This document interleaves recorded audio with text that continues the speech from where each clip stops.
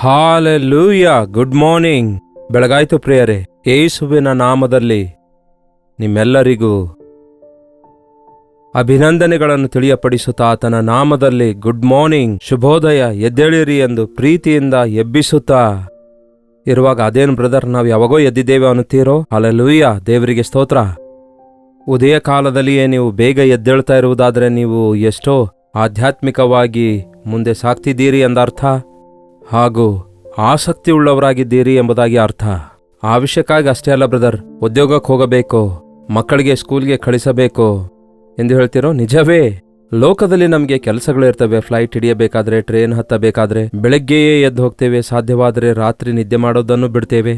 ಆದರೆ ದೇವರ ಸನ್ನಿಧಿಯಲ್ಲಿ ರೆಗ್ಯುಲರ್ ಆಗಿ ಬೇಗನೆ ಎದ್ದು ಪ್ರಾರ್ಥನೆ ಮಾಡಿಕೊಳ್ಳಬೇಕೆಂಬ ಆಸಕ್ತಿ ನಮಗುಂಟಾಗದೇ ಇರುವುದಾದರೆ ನಮ್ಮ ಆಧ್ಯಾತ್ಮಿಕ ಸ್ಥಿತಿ ಸರಿಯಾಗಿಲ್ಲ ಎಂಬುದಾಗಿ ಅದರ ಅರ್ಥ.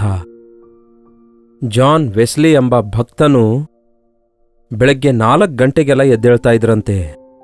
7 ಗಂಟೆಗೆಲ್ಲ ವೈಯಕ್ತಿಕವಾಗಿ ಪ್ರಾರ್ಥನೆ ಮುಗಿಸಿಕೊಂಡು, ಬೈಬಲ್ ಓದುವುದನ್ನು ಮುಗಿಸಿಕೊಂಡು 7 ಗಂಟೆಗೆಲ್ಲ ಕುದುರೆ ಹತ್ತಿ, ಅವ್ರ ಕಾಲದಲ್ಲಿ ಬೇರೆ ವಾಹನಗಳಿರಲಿಲ್ಲ, ಕುದುರೆಯ ಮೇಲೆ ಸವಾರಿ ಮಾಡುತ್ತಾ ಅನೇಕ ಪ್ರದೇಶಗಳಲ್ಲಿ ತಿರುಗಾಡಿ ಸುವಾರ್ತೆಯನ್ನು ಪ್ರಕಟಿಸುತ್ತಾ ಇದ್ರಂತೆ. ಈ ದಿನ ಒಂದು ಕ್ರಮವನ್ನು ನಾವು ಕಲಿತುಕೊಳ್ಳುವಾಗ ನಾವು ಆಶೀರ್ವದಿಸಲ್ಪಡ್ತೇವೆ.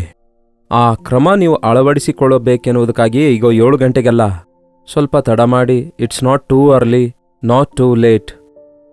ಟೂ ಅರ್ಲಿ ಆದರೆ ಒಂದು ವೇಳೆ ನೀವು ಎದ್ದೇಳುವುದಿಲ್ವೇನೋ, ಕೆಲಸ ಮುಗಿಯುವುದಿಲ್ವೇನೋ, ಲೇಟ್ ಆದರೆ ಮನೆ ಕೆಲಸ, ಅಡುಗೆ ಕೆಲಸ, ಹೀಗೆ ಬೇರೆ ಕೆಲಸಕ್ಕೊಳಗಾಗ್ತಿರೇನೋ. I think it is convenient for you, ಹೌದಲ್ಲವೇ? ಅಷ್ಟೇ ಅಲ್ಲ, ಯೂಟ್ಯೂಬಿನ ಪ್ರಿವಿಲೇಜ್ ಏನೆಂದರೆ ಯಾವಾಗ ಬೇಕೋ ಆವಾಗ ಈ ಸಂದೇಶ ಕೇಳಬಹುದು. ಬನ್ನಿ ಒಂದು ಚಿಕ್ಕ ಪ್ರಾರ್ಥನೆ ಮಾಡಿ ಈ ದಿನ ವಾಕ್ಯ ಧ್ಯಾನಿಸೋಣ. ಪರಿಶುದ್ಧ ದೇವರೇ, ನಿಮಗೆ ವಂದನೆಗಳು. ಮತ್ತೊಂದು ಸಾರಿ ನಮ್ಮೊಂದಿಗೆ ಮಾತಾಡಿ ಈ ಸಮಯ ಆಶೀರ್ವದಿಸಿರಿ ಎಂದು ಕ್ರಿಸ್ತನ ನಾಮದಲ್ಲಿ ಬೇಡುತ್ತೇನೆ ತಂದೆಯೇ, ಆಮೇನ್. 1.5 ವರ್ಷಕ್ಕಿಂತಲೂ ಹೆಚ್ಚಾಯಿತು ಪ್ರಿಯರೇ, ದಿನಾಲೂ ನಿಮಗೆ ವಾಕ್ಯ ಸಾರುತ್ತಲೇ ಇದ್ದೇನೆ.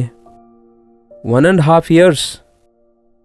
ಒಂದು ಗ್ರ್ಯಾಜುಯೇಷನ್ 3 years ಇದ್ದಂತೆ, ಅಫ್ಕೋರ್ಸ್ ಕೆಲವೊಂದು ಇಂಜಿನಿಯರಿಂಗ್ ಕೋರ್ಸ್ 4 years ಇರುತ್ತೆ, ಮೆಡಿಕಲ್ ಕಾಲೇಜ್ ಕೋರ್ಸ್ 5 years ಇರುತ್ತೆ. ಅವರು ಏನು ಗೊತ್ತಿಲ್ಲದ ಪರಿಸ್ಥಿತಿಯಲ್ಲಿ ಕಾಲೇಜಿಗೆ ಸೇರಿದ ನಂತರ 4 years ಅಥವಾ 5 years ಆದ ನಂತರ ಅವರು ಒಳ್ಳೆ ಪ್ರವೀಣರಾಗ್ತಾರಲ್ಲವೇ ಅವರ ಫೀಲ್ಡ್ನಲ್ಲಿ. ಮೆಡಿಕಲ್ ಫೀಲ್ಡ್ ಆಗಲಿ, ಇಂಜಿನಿಯರಿಂಗ್ ಫೀಲ್ಡ್ ಆಗಲಿ, ಅಥವಾ ಸಾಫ್ಟ್ವೇರ್ ಇಂಜಿನಿಯರಿಂಗ್ ಆಗಲಿ, ಅಥವಾ ಕಂಪ್ಯೂಟರ್ಸ್ನಲ್ಲಾಗಲಿ ಅನುಭವಸ್ಥರಾಗ್ತಾರೆ. ಯಾಕೆಂದರೆ ದೇ ಆರ್ ಲರ್ನಿಂಗ್. ಕೇಳ್ತಿದ್ದಾರೆ, ಓದುತ್ತಾರೆ, ಎಕ್ಸಾಮ್ಸ್ ಬರೆಯುತ್ತಾರೆ. ಅವರು ಗೊತ್ತಾಗಲಾರದೆಯೇ ದೊಡ್ಡ ಜ್ಞಾನವನ್ನು ಆ ಕ್ಷೇತ್ರದಲ್ಲಿ ಹೊಂದಿಕೊಳ್ತಾರೆ. ಮತ್ತೆ 1.5 ವರ್ಷಕ್ಕಿಂತಲೂ ಹೆಚ್ಚಾಗಿ, ನಮ್ಮಲ್ಲಿ ಅಂತೂ ಕೆಲವರು ಚಿಕ್ಕಂದಿನಿಂದಲೇ ಕೇಳ್ತಿದ್ದಾರೆ.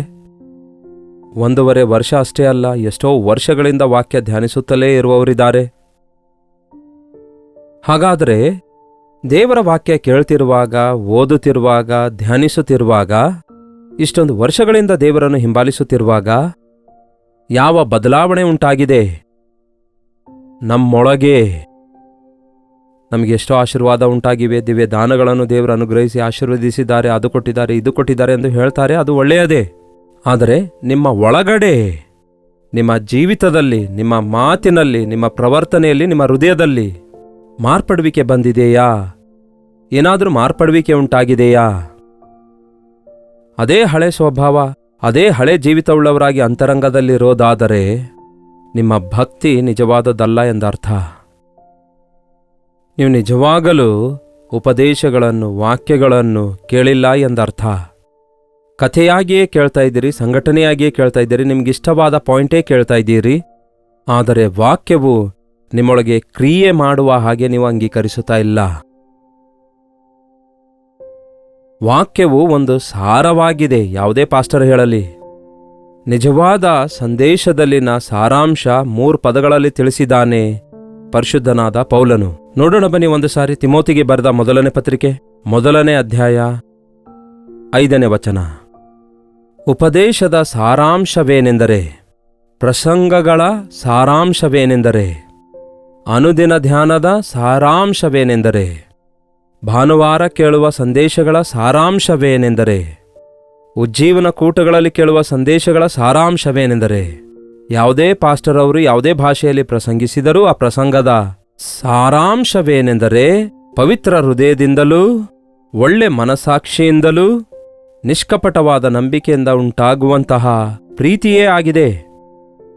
ಏನಾಗಿದೆ ಸಾರಾಂಶ? ಪವಿತ್ರ ಹೃದಯ, ಒಳ್ಳೆ ಮನಸಾಕ್ಷಿ, ನಿಷ್ಕಪಟವಾದ ನಂಬಿಕೆಯಿಂದ ಉಂಟಾಗುವ ಪ್ರೀತಿ. ಅದರೊಳಗಿಂದ ಬರುವ ಪ್ರೀತಿ ಆಟೋಮೆಟಿಕ್ ಆಗಿ ಬರುತ್ತೆ ಈ ಮೂರು ಇರೋದಾದ್ರೆ.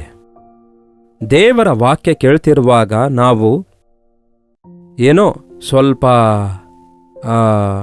ಜ್ಞಾನ ಸಿಗುತ್ತೆ, ಕೆಲವು ವಿಷಯ ತಿಳಿದುಕೊಳ್ತೇವೆ, ಸ್ವಲ್ಪ ಏನನ್ನೋಣ ನಾಗರಿಕತೆ ತಿಳಿದುಕೊಳ್ಳುತ್ತೇವೆ, ದೊಡ್ಡ ವಿಜ್ಞಾನ ತಿಳಿದುಕೊಳ್ಳುತ್ತೇವೆ, ಇಲ್ಲವೇ ಜೀವಿತ ಶೈಲಿ ಬಹಿರಂಗಪಡಿಸಲ್ಪಟ್ಟ ಜೀವನ ಶೈಲಿ ಮಾರ್ಪಡಿಸಿಕೊಳ್ತೇವೆ ಎನ್ನುವಂಥದ್ದಲ್ಲ. ಆದರೆ ಅವು ಮಾರ್ಪಡ್ತವೆ ಆಟೋಮೆಟಿಕ್ ಆಗಿ, ಅದು ಬೇರೆ ಸಂಗತಿ. ಅಂತರಂಗದೊಳಗೆ, ಹೃದಯದೊಳಗೆ ಮಾರ್ಪಡುವಿಕೆ ಬರಬೇಕು. ಪವಿತ್ರವಾದ ಹೃದಯದಿಂದ ಪ್ರೀತಿ ಬರಬೇಕು. ಹೃದಯ ಶುದ್ಧಿ ಇಲ್ಲದೆ ಜೀವಿಸುವಂತಹ ಜೀವಿತ ಕ್ರೈಸ್ತಿಯ ಜೀವಿತವೇ ಅಲ್ಲ. ಸಾಧಾರಣವಾಗಿ ಭಕ್ತಿ ಅಂದರೆ ತೋರುವಿಕೆಗೆ ನಾವು ಧರಿಸುವ ವಸ್ತ್ರವಾಗಲಿ, ಇಲ್ಲವೇ ಆ ಗುರುತುಗಳ ಮೇರೆಗೆ ಕಪ್ಪು ವಸ್ತ್ರ, ಬಿಳಿ ವಸ್ತ್ರ, ಸಾಧು ವಸ್ತ್ರ ಹಾಗೂ ಕೈಯಲ್ಲಿ ಕೋಲು, ಶಿಲುಬೆ ಇವೆಲ್ಲ ಧರಿಸಿಕೊಂಡು ನಾವು ಭಕ್ತಿವಂತರಾಗಿದ್ದೇವೆ, ಈ ರೀತಿ ಭಕ್ತಿವಂತರೆಂದು ತೋರಿಸುವ ಪ್ರಯತ್ನ ಮಾಡ್ತೇವೆ. ಆದರೆ ಅದು ನಿಜವಾದ ಭಕ್ತಿ ಅಲ್ಲ. ನಿಮಗೆ ಪವಿತ್ರವಾದ ಹೃದಯ ಇದೆಯಾ? ನಿಮ್ಮ ಹೃದಯ ತೊಳೆಯಲ್ಪಟ್ಟಿದೆಯಾ? ನಿಮ್ಮ ಹೃದಯದಲ್ಲಿನ ಸ್ವಭಾವ ಮಾರ್ಪಟ್ಟಿದೆಯಾ?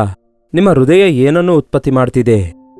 ವಾಕ್ಯ ಹೇಳ್ತದೆ, ಎಲ್ಲದಕ್ಕಿಂತಲೂ ಹೃದಯವು ಘೋರವಾದ ವ್ಯಾಧಿಗೊಳಗಾಗಿದೆ ಎಂದು, ಮೋಸಕರವಾಗಿದೆ ಎಂದು. ಅದನ್ನು ಗ್ರಹಿಸಿಕೊಳ್ಳಬಲ್ಲವನು ಯಾವನು? ಓನ್ಲಿ ದೇವರ ವಾಕ್ಯ ಕೇಳುತ್ತಿರುವಾಗಲೇ ನಾವು ನಮ್ಮ ಹೃದಯ ಸ್ಥಿತಿಯನ್ನು ಅರಿತುಕೊಳ್ಳುತ್ತೇವೆ. ಯಾಕೆಂದರೆ ದೇವರ ವಾಕ್ಯ ಇಬ್ಬಾಯಿ ಕತ್ತಿಯಂತಿದೆ. ಅದು ಹೃದಯಾಂತರಾಂಗದೊಳಗೆ ತೂರಿಕೊಂಡು ನಮ್ಮ ಆಲೋಚನೆಗಳನ್ನು, ಯೋಚನೆಗಳನ್ನು ವಿಂಗಡಿಸಿ ಬೇರೆ ಮಾಡ್ತದೆ. ವಾಕ್ಯ ಕನ್ನಡಿಯಂತಿದೆ, ನಮ್ಮ ನಿಜ ಸ್ವರೂಪ ನಾವು ನೋಡಿಕೊಳ್ಳುವಂತೆ ಸಹಾಯ ಮಾಡ್ತದೆ. ವಾಕ್ಯ ಕೇಳ್ತಾ ಇರುವಾಗ ನಿಮ್ಮ ತಪ್ಪುಗಳು, ನಿಮ್ಮ ಬಲಹೀನತೆಗಳು, ಎಡವಟ್ಟುಗಳು, ನಿಮ್ಮ ಸ್ಥಿತಿ ಎಂಥದೆಂದು ಅರಿತುಕೊಳ್ತಾ ಇದ್ದೀರಾ?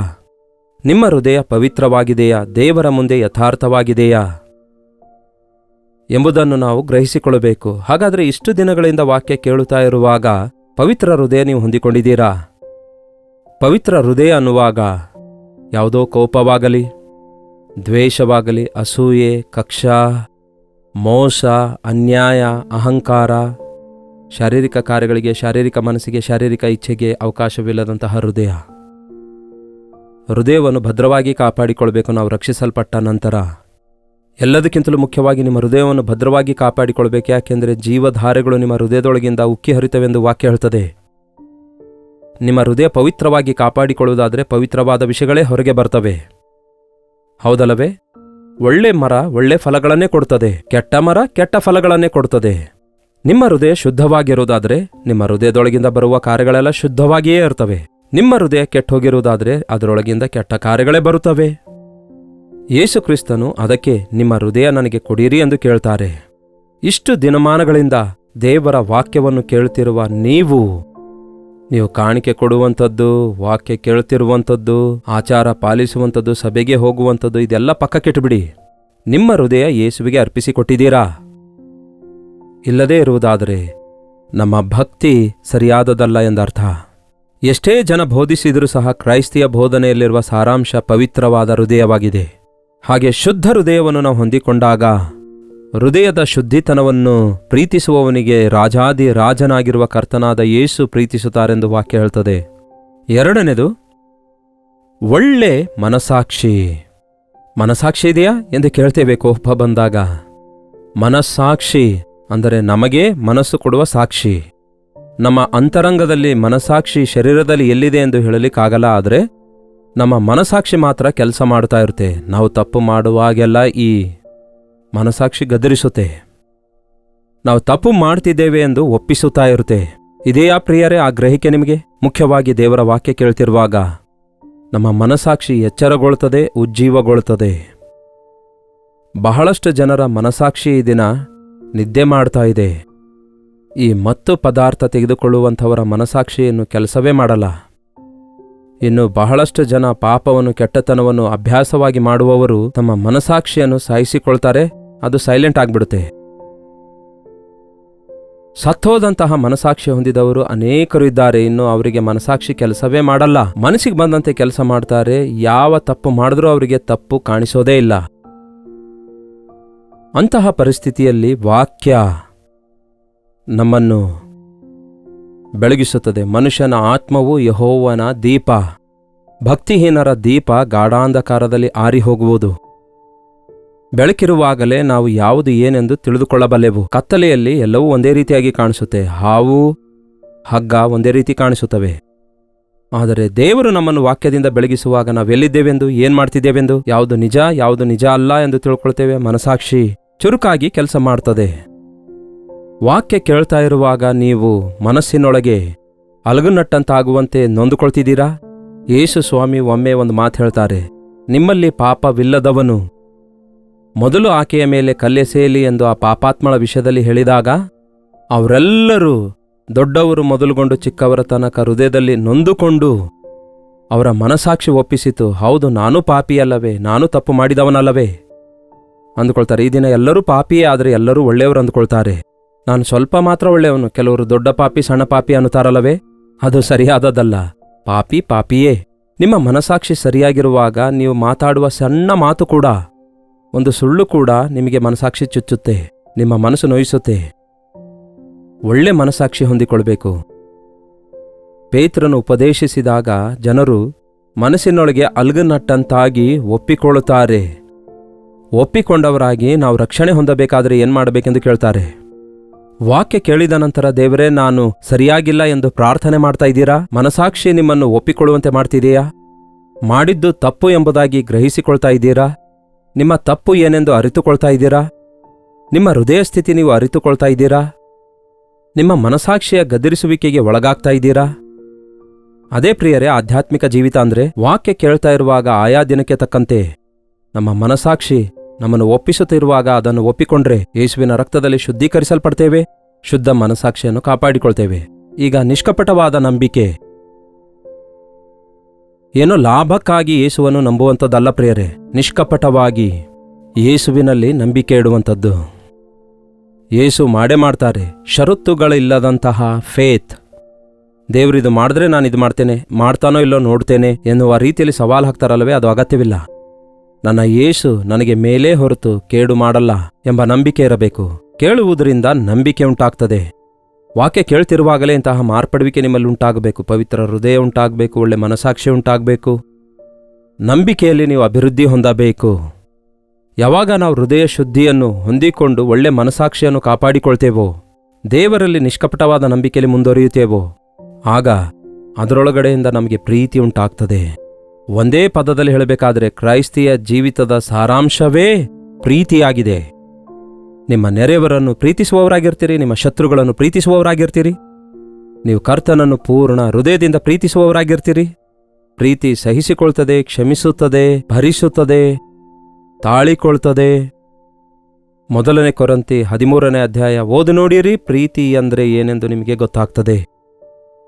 ಯೇಸುವಿನ ಮಕ್ಕಳು ಆ ರೀತಿಯಾಗಿ ಇರಬೇಕೆಂದು ಈ ಅಂತ್ಯ ದಿನಗಳಲ್ಲಿ ನಮ್ಮ ಹೃದಯ ಶುದ್ಧಿಯನ್ನು ಕಾಪಾಡಿಕೊಳ್ಳುತ್ತಾ, ಒಳ್ಳೆಯ ಮನಸಾಕ್ಷಿಯನ್ನು ಕಾಪಾಡಿಕೊಳ್ಳುತ್ತಾ, ದೇವರಲ್ಲಿನ ನಂಬಿಕೆಯಲ್ಲಿ ಜಾರಿ ಬೀಳದಂತೆ ಕ್ರಿಸ್ತನ ಪ್ರೀತಿ ಹಂಚುವವರಾಗಿ ನಾವಿರಬೇಕೆಂದು ದೇವರು ಕೋರಿಕೊಳ್ತಿದ್ದಾರೆ. ಅಂತಹ ಕೃಪೆಯನ್ನು ದೇವರು ನಮ್ಮೆಲ್ಲರಿಗೂ ಅನುಗ್ರಹಿಸಲಿ. ಪ್ರಾರ್ಥನೆ. ಪರಿಶುದ್ಧ ದೇವರೇ, ಪ್ರೀತಿಯುಳ್ಳ ತಂದೆಯೇ, ಮತ್ತೊಂದು ಸಾರಿ ನಿಮ್ಮ ಸನ್ನಿಧಿಗೆ ಬರ್ತಿದ್ದೇವೆ. ಬಹಳ ಕಾಲದಿಂದ ನಿಮ್ಮ ಮಾತುಗಳನ್ನು ಕೇಳ್ತಿದ್ದೇವೆ. ಆ ನಿಮ್ಮ ಮಾತು ನಮ್ಮ ಹೃದಯದಲ್ಲಿ ಇಟ್ಟುಕೊಳ್ಳುವ ಹಾಗೆ, ಆ ಮಾತುಗಳು ನಮ್ಮ ಹೃದಯದಲ್ಲಿ ಕ್ರಿಯೆ ಮಾಡುವ ಹಾಗೆ, ಮೇಲಿಂದ ಮೇಲೆ ನಾವು ಪವಿತ್ರಗೊಳ್ಳುವ ಹಾಗೆ, ಲೋಕ ಮಾಲಿನ್ಯದಿಂದ ಬಿಡುಗಡೆ ಹೊಂದುವ ಹಾಗೆ, ಹೃದಯ ಶುದ್ಧಿ ಕಾಪಾಡಿಕೊಳ್ಳುವ ಹಾಗೆ ಸಹಾಯ ಮಾಡಿರಿ. ಒಳ್ಳೆ ಮನಸಾಕ್ಷಿಯುಳ್ಳವರಾಗಿ,